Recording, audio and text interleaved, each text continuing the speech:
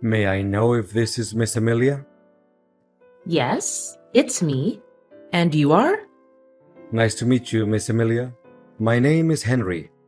I was hired by your father, Mr. Smith, not long ago. He wanted me to keep you away from all of the misshapes and life-threatening dangers that are predicted to happen in the near future. What mishaps? Can you make it more specific? There's something you need to know, Miss Amelia. Your father told me that he has been battling a brain tumor for at least 3 years now.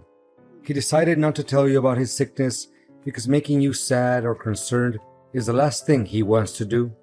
His condition only gets worse as he gets older. Until recently, a flare-up has caused his life to hang on a thread. What? This can't be true. Why did he hide that cold and harsh truth from me? He knows how important he is to me. As my mother left us behind to pursue her own happiness, my father had to assume the responsibility of both man and woman in our family. Yet, not once in my whole life have I ever heard a single complaint from him. He even chose not to remarry so that he could put his heart and soul into raising me. His love for me truly can't be described by words. I can feel how deeply connected you and your father are, and I'm truly sorry for what you have to go through right now. I know this is difficult to bear all at once, but you need to be strong. Mr. Smith anticipated that when everyone knows about his current condition, some unfortunate events may happen to you and your dad's company. That's why I'm here, to make sure that you'll be safe, no matter what circumstances. Are you still with me, Miss Amelia? Yes, continue where you're at. I'm just gathering my courage, trying to calm down and not crying too much. I know you're a brave girl, Miss Amelia, and your father is always proud of you for that. But wait, why should I put my trust in everything you have to say? Clearly, you just must be some random person who happened to know my number. Mrs. Smith figured that you would ask something similar. This is why your father asked me to personally send you a keepsake that's very dear to him, which is your mother's necklace. It should have arrived in your mailbox by now. Give me a few minutes to check. Well, I guess what you said is believable, because the one I found in my mailbox is definitely my mom's necklace, which my dad always carries in his pocket wherever he goes. Look, your father is still fighting hard for his life. Although he can hardly move, he's still able to talk and remains conscious about what's going on around him. In around 3 days, I'll read his testament on his behalf at the hospital. According to his will, you, Miss Amelia, will inherit not only his incredibly large fortune, but also his $1 million company. Well, money and power are never my first priorities. All I care about right now is my dad's vitality and well-being.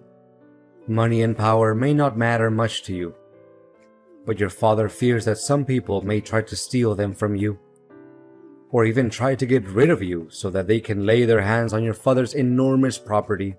That's why I'm here to protect you, and I'll be secretly watching over you from afar, and immediately interfere whenever I feel that your safety is in peril. But you gotta make sure that no one can find out the truth about me, even the people who are closest to you. If that's what my dad wants, then I have no reason to disobey. But may I know the identity of people who want to harm me to appropriate my dad's wealth? Well, there are some names on your father's list of possible suspects.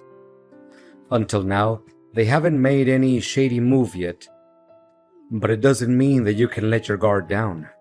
Remember, anything can happen and put your life at risk after your father makes his announcement in a few days. And you have to prepare yourself for the worst case scenarios. I understand. Thanks for the advice. Honey, my heart will be broken into a million pieces if one day I can no longer see my dad again. You know it hurts me as much as it hurts you. But as the doctor said, Your father's at the final stage and his chances of making it through are very slim. Please don't say that. It saddens me to an infinite extent. I'm well aware that your dad occupies a very special place in your heart. But now that his part in this lifetime is almost complete, don't you think it's about time that we need to start focusing on keeping up his legacy and make him proud? Legacy? You mean his company? Well, I don't see any point in avoiding this matter. In fact, your father has dedicated his whole life for the growth of the company. Correspondingly, I'm sure that he would want us to take over his place and prolong his thriving business, don't you think? It really doesn't make any sense if you let his lifelong effort go down the drain by worrying too much about his destined demise. I mean, you may have a point in what you're saying, but honestly, there's no spare room for anything else in my mind right now other than my dad's life being on the line. I acknowledge what you have said, and I'm sympathetic to it.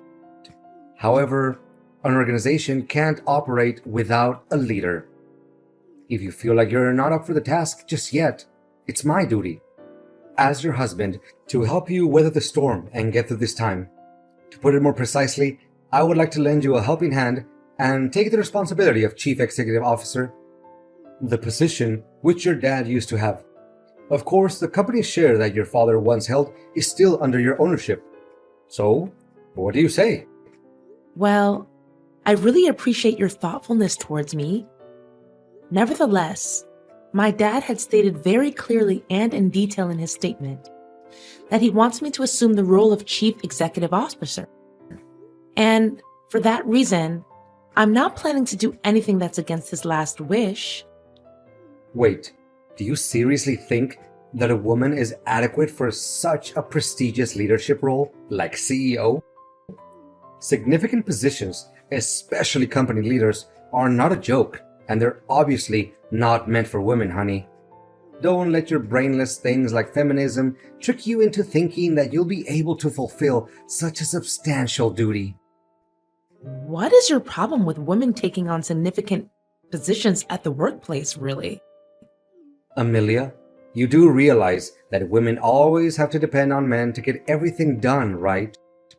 You women can never decide anything for yourself, and you easily let your emotions get the best of you.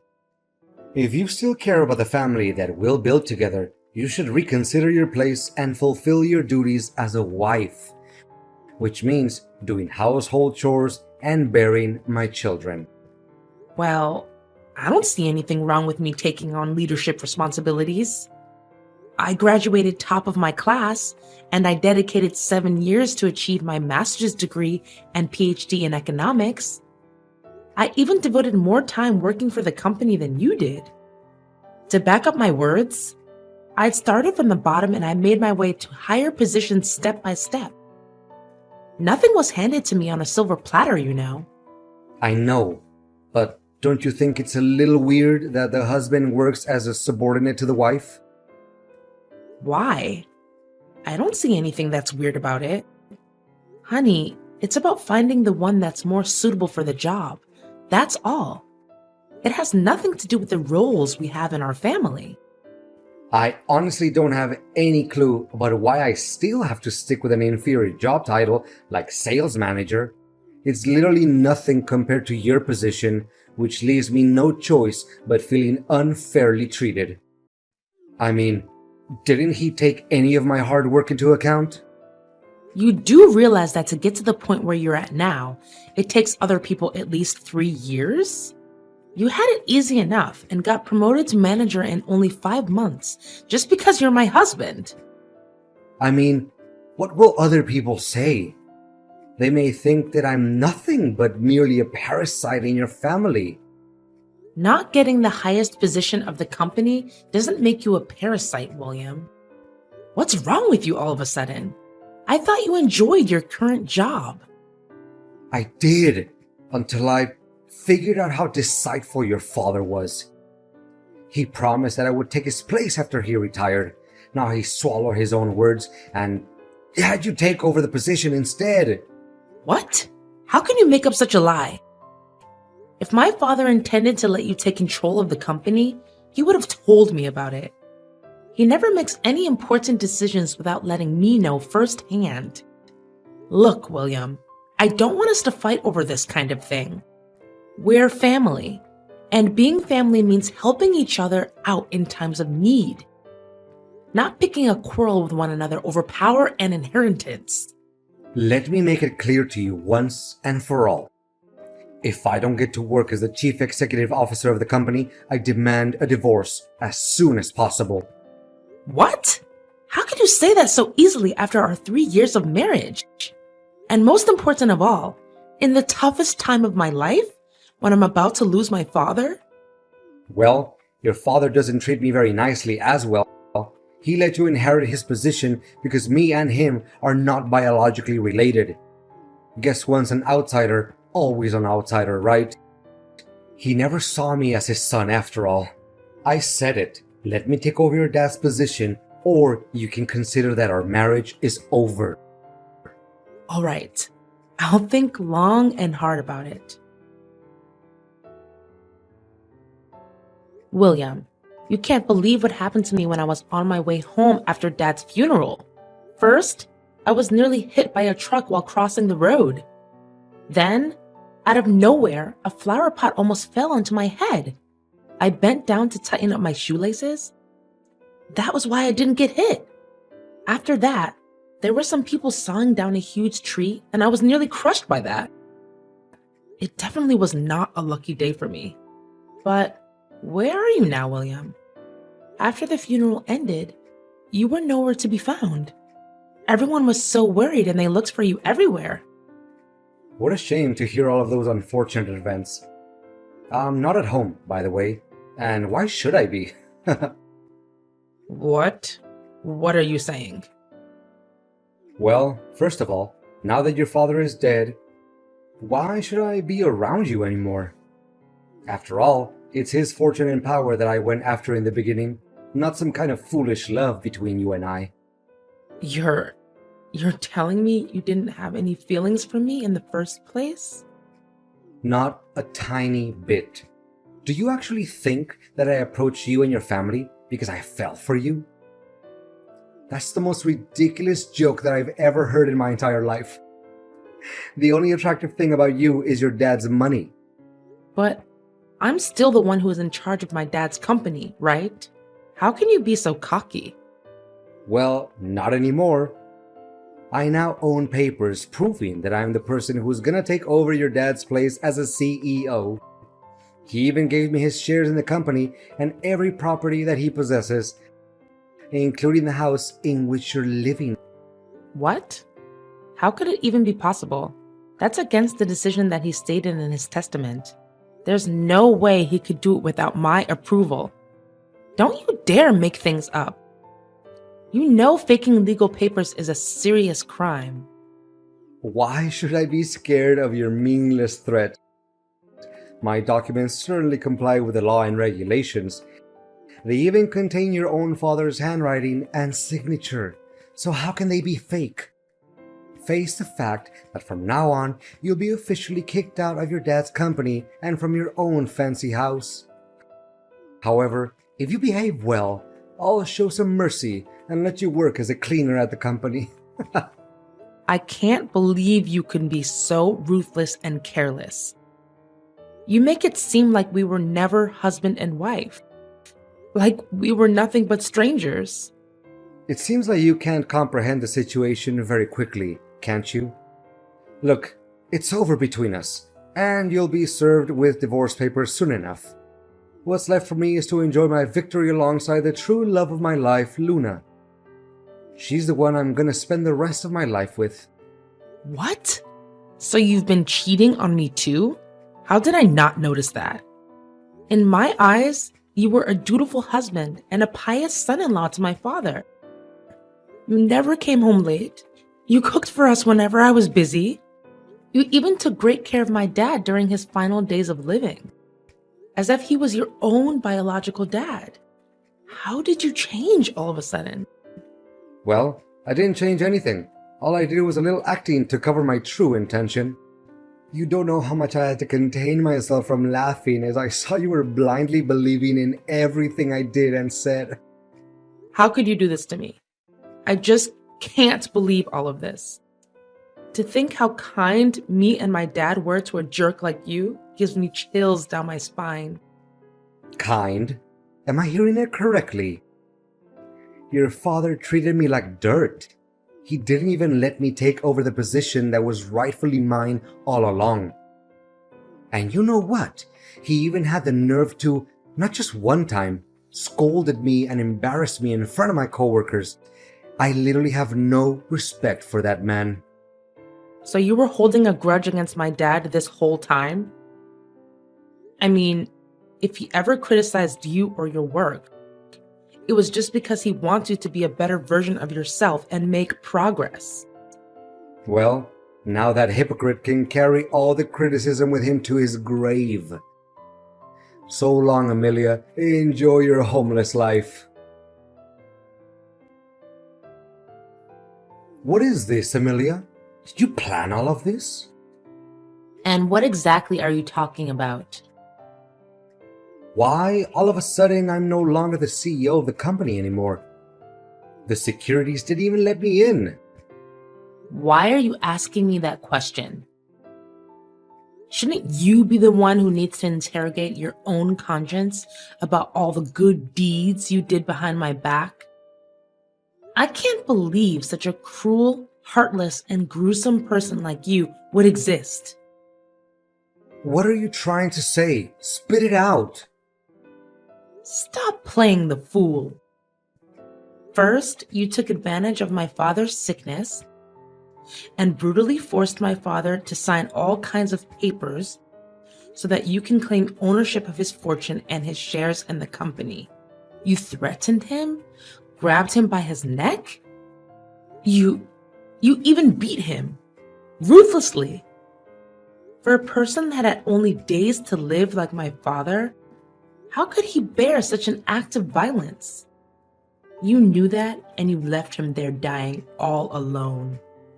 It was you who killed my father. Hold on. Are you even listening to your own voice right now? Don't just accuse someone out of nowhere without evidence. I know damn well that I have all the evidence in the world to start a lawsuit against you. Do you know what I'm possessing right now? Full-length footage of you torturing my dad so that you can achieve your evil ambition. It was recorded by the hospital's cameras. Never in my worst nightmare could I imagine that one day my dad would be tortured to death by his own son-in-law. What? I thought I took care of it. You did do something about it. But fortunately, my bodyguard was smart enough to trace you down and recover the footage. Where the hell did you get yourself a bodyguard? That's just insane. I think what you just said is just a work of your imagination. I mean, you're just talking nonsense to scare me. Not only that, my bodyguard also provided the police with evidence proving how you and your mistress pulled off every scheme you could come up with to murder me so that no one could ever threaten your throne anymore. Honestly, I can't imagine how wicked and cold-blooded you can get in order to seize what you want.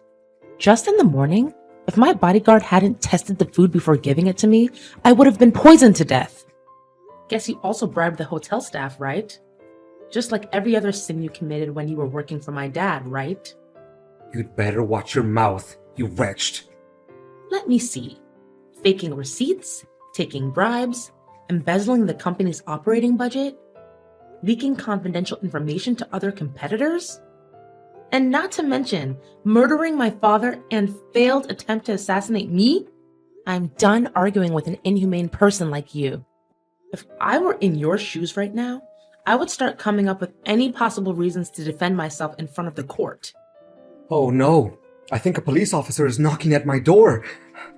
What should I do?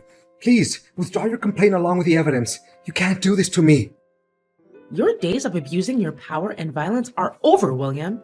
Don't ever let me see your face again. As the story got around, my case immediately grabbed the press's attention. The public, especially William's colleagues, were so angry that they even came to William's parents' place to demand justice for me. William fought as hard as he could and came up with every absurd and invalid argument to defend his crimes. However, with all the evidence that my bodyguard secretly helped me gather, I still won the case. Finally, my ex-husband's mask was exposed along with all of the dreadful crimes that he committed for the sake of power and money.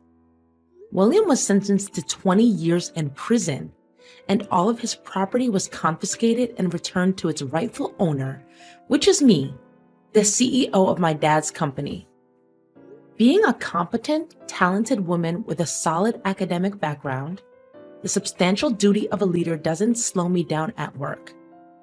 In fact, it helps my capacity and qualities stand out, which contributes to fortifying the position at the company. My bodyguard is still doing a great job at protecting me from every danger I could possibly encounter. Well, he's not only my bodyguard anymore, but he's also my best friend, a person who I can share each and every one of my secrets with. And most importantly, he's my future husband.